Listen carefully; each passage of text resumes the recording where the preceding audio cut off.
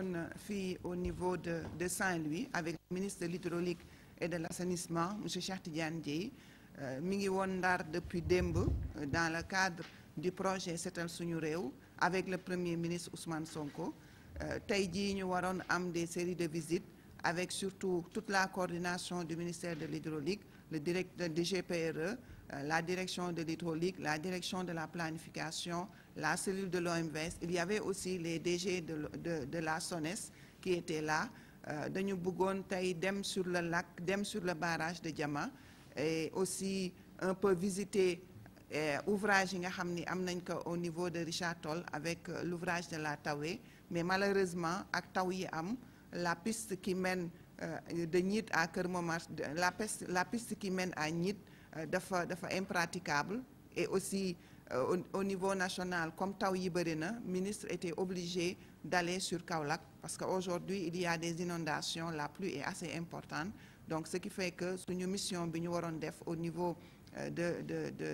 du lac de Guiers dañ ko annuler. Et cette annulation on le comprend parce que comme ni ma ko waxee en gestion des affaires publiques toujours dañuy privilégier les urgences et je pense que comme ñi ngi en période hivernage urgence yi mooy la gestion des inondations et je pense que loolu sax nekkoon na un des objectifs li taxoon PM ak le premier ministre ak le ministre Cheikh Tidiane Dièye ñëwoon Ndar donc jot nañu dem visiter le barrage de Diama gis nañu le barrage gis nañ l'état actuel les agents de la SOGED profité nañ ci situation boobu pour exposer au ministre la situation du barrage mais aussi l'importance du barrage de Diama bi mu am fii au niveau du fleuve Sénégal au niveau du delta et de la vallée visite boobu dañ koy reporter à une date ultérieure te fas yéene woon nañu dem aussi ci réserve Bango parce que réserve bi depuis pas mal de temps gis nañ ni population Ndar yi ñi ngi ñuy woo tout le temps surtout ñi dëkk Bango parce que am na situation bi nga xam ni réserve bi noonu la mel te OLAC déjà jëloon na les devants parce que am nañu benn bateau bi nga xam ni day Focordé il est sur place et depuis quelque temps mi ngi commencé mais il nous faut ay engins yi nga xam ni capable de Focordé carrément réserve bi mais aussi une gestion assez concertée de la réserve donc yooyu yëpp lañ bëggoon exposer au ministre donc malgré malheureusement avec la situation actuelle on était obligé de reporter à une date ultérieure merci beaucoup. Voilà donc demain aussi naroon nañu dem visiter canal du Gandiolé parce que canal boobu biñ ko aménagé yàgg na te gis nañ ni canal bi ba léegi amul ndox objectif bi mooy biñ ko créer indi ndox mi jëlee ko fii yóbbu ko ba Gandiol pour que zone di Njalaxaar bi mën am ndox pour ñu faciliter le maraîchage mais gis nañ ni canal bi biñ ko aménagé ba tey ndox amu fi y a des problèmes de gestion y a des problèmes aussi ak plan d'eau yi ni mu eutrophisé ni mu sédimenté woo ce qui fait que canal bi jusqu'à présent amul ndox donc loolu bëggoon nañu tey aussi dem wan ko monsieur le ministre pour ñu xool aussi ensemble yan projet la ñu mën a tëral yan aménagement la ñu mën a def ba Gandiol zone Njalaxaar bi gis ci boppam parce que gis nañ ni léegi suuf yi nekk foofu yépp xorom si da ko nangu parce que amul ndox donc je pense ndox bu ñëwee foofu dina mën a permettre désalinisation sous terre yi nekk foofu mais aussi leur permettre de faire seen ay activités de maraîchage et autres donc benn site la bi nga xam ni programmé woon nañ ko ci visite u ministre de l'hydraulique et de l'assainissement.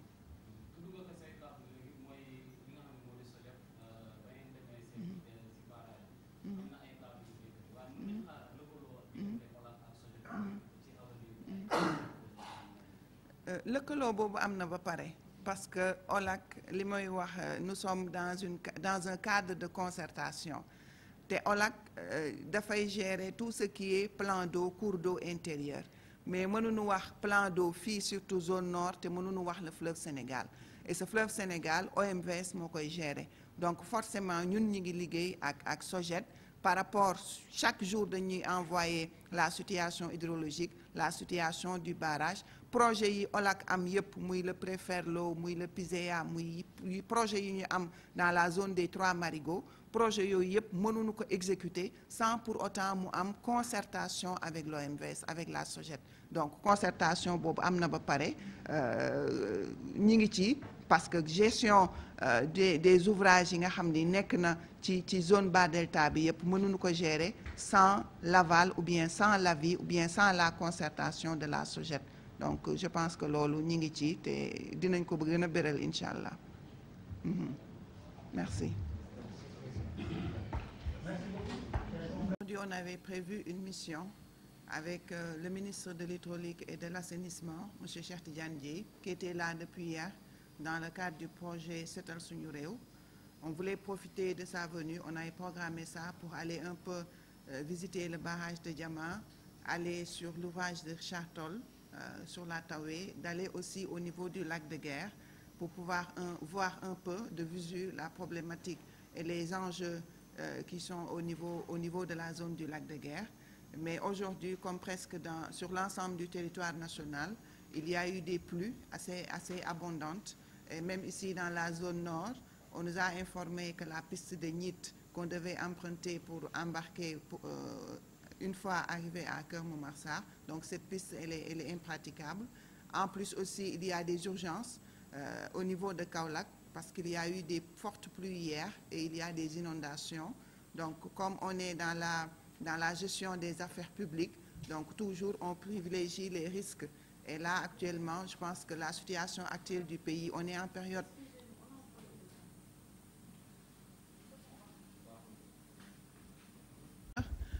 aujourd'hui, on avait un programme de visite avec le ministre de l'Hydraulique et de l'Assainissement qui est à Saint-Louis depuis hier dans le cadre du projet Setal Suñu Réew. Hier, on l'a accompagné au niveau des différents sites qu'on avait retenus pour les opérations de nettoiement. Aujourd'hui, on devait aller faire des visites au niveau du barrage de Diama, au niveau aussi du lac de Guerre. Il a beaucoup plu d'après les informations au niveau de Kaolack et comme aussi au niveau de la gestion des affaires publiques, on privilégie beaucoup plus les urgences. Il a été obligé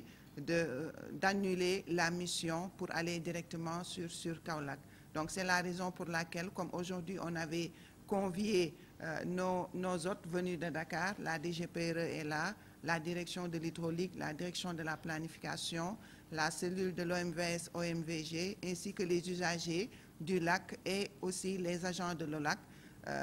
La raison, c'est cette situation aujourd'hui un peu urgente qui a fait qu'on a annulé la mission qu'on devait tenir au niveau du lac de Guerre. On en a profité avant même l'arrivée des pluies d'aller au niveau du barrage de Diama. Donc là, on a un peu visité les installations au niveau du barrage. Le ministre aussi en a profité pour voir un peu de visu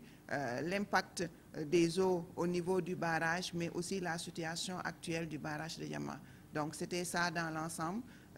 On va reprogrammer la visite à une prochaine fois, parce que là, c'était très important qu'on aille sur le lac de Guerre, c'est ce qui était prévu avec le ministre de l'Hydraulique, de faire la traversée du lac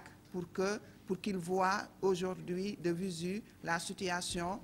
du lac, ainsi que aussi faire des projections sur les transferts qui vont avoir lieu à partir du lac de Guerre. Donc merci beaucoup pour la venue. Merci beaucoup aussi aux journalistes et à tous les collaborateurs de l'OLAC qui sont ici présents, mais aussi à la coordination du ministère de l'Hydraulique et de l'Assainissement, au ministre aussi Cheikh Tidiane Dièye, avec son équipe qui avait une ambition de venir aujourd'hui visiter la zone du lac de Guerre. Demain aussi, on avait prévu la visite sur la réserve de Bango, la réserve aussi qui est une problématique parce que cette réserve alimente la ville de Saint-Louis en eau potable. Et aujourd'hui, avec les problèmes des plantes aquatiques, avec l'eutrophisation du milieu, avec aussi des problèmes de gestion, la réserve a des problèmes majeurs. Et c'était l'occasion, avec le ministre, de lui exposer les problèmes de la réserve et ensemble d'essayer de trouver des solutions et un appui aussi financier et matériel, logistique, pour pouvoir mieux gérer la réserve de Bango. On devait aller aussi sur le canal du Gandiolé pour voir aujourd'hui l'état de ce canal, dont l'objectif était surtout d'amener l'eau jusque dans la zone de Gandiol pour pouvoir faciliter le maraîchage. Mais actuellement, on voit qu'avec la situation des aménagements, il n'y a pas d'eau au niveau du canal. Donc c'était l'occasion de lui exposer cette situation et d'essayer ensemble de voir comment on peut trouver des solutions pour que la zone du Gandiolé puisse retrouver une certaine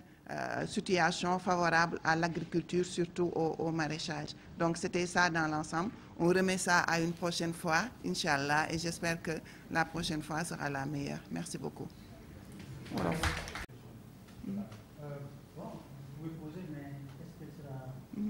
Bon, parce que le barrage n'est pas géré par là.